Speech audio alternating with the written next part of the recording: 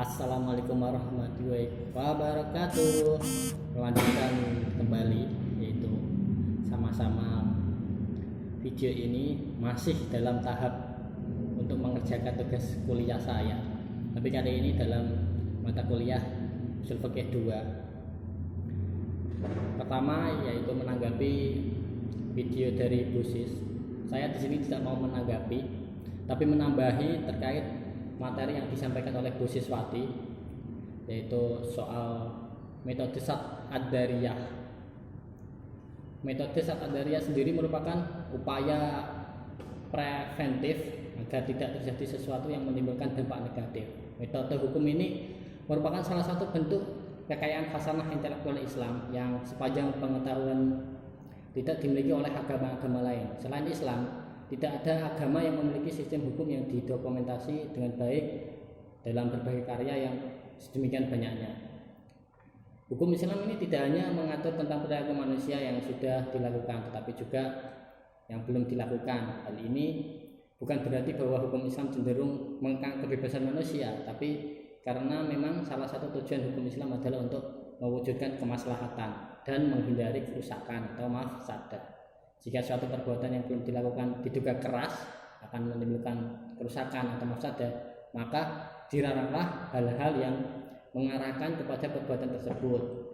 Dan metode Sat Ad-Dariyah ini kemudian metode ini dikenal dengan metode Sat Ad-Dariyah. Sebaliknya jika perbuatan diduga kuat akan menjadi sarana terjadi perbuatan lain yang baik, maka diperintahkanlah perbuatan yang terjadi sarana tersebut, dan ini kemudian dikenal dengan istilah Sat Ad-Dariyah.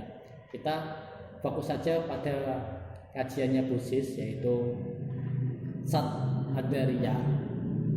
Kedudukan Sat Ad-Dariyah sebagaimana halnya dengan qiyas dilihat dari aspek aplikasinya. Sat Ad-Dariyah merupakan salah satu metode pengambilan keputusan hukum atau istinbatul hukum dalam Islam, namun dilihat dari sisi produk hukumnya. Sat Ad-Dariyah adalah salah satu sumber hukum. Tidak semua ulama sebenarnya menyepakati Sat Ad-Dariyah sebagai metode untuk menetapkan hukum. Secara umum, berbagai pandangan ulama tersebut bisa diklarifikasi dalam 3 kelompok. Yang pertama yaitu yang menerima sepenuhnya, yang kedua tidak menerima sepenuhnya, yang ketiga yang menolak sepenuhnya. Karena seperti biasa, pandangan ulama ini kan berbeda-beda.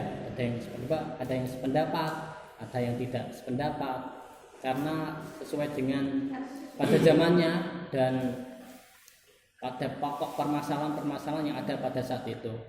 Kelompok pertama yang menerima sepenuhnya sebagai metode dalam menetapkan hukum adalah mazhab Maliki dan mazhab Hambali.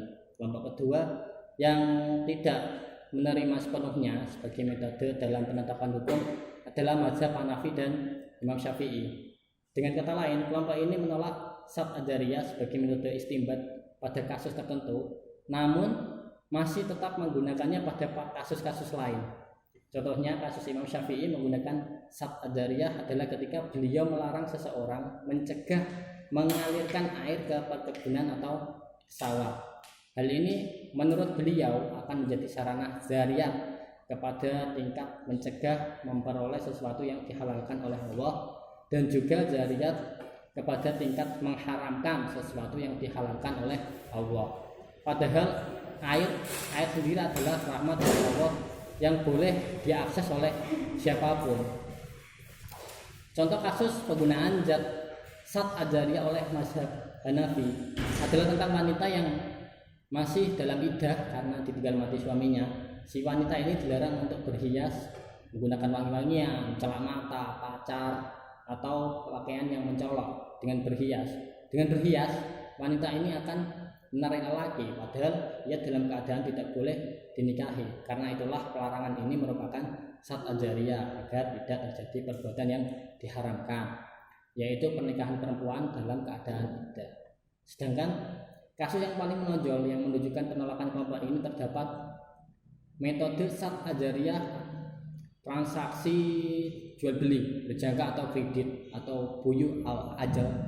Dalam kasus jual beli transaksi berjangka, misalnya Sebuah showroom menjual mobil secara kredit selama 3 tahun dan harga 150 juta rupiah. Kemudian seorang konsumen setelah selesai transaksi, keesokan harinya sang konsumen membutuhkan uang karena keperluan yang penting dan mendesak. Ia pun menjual mobil itu kepada pihak showroom menjualnya kembali kepada pihak showroom. Oleh pihak showroom, mobil ini dibeli secara tunai dengan harga 100 juta. Transaksi seperti ini yang oleh Majelis Mali'i dan Hambali dilarang karena terdapat unsur riba yang sangat kentara, sangat jelek sekali.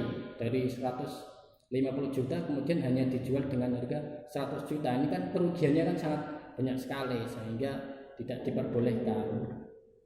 Kelompok ketiga yang menolak sepenuhnya yaitu sebagai menurut pendekatan hukum adalah mazhab Zahiri.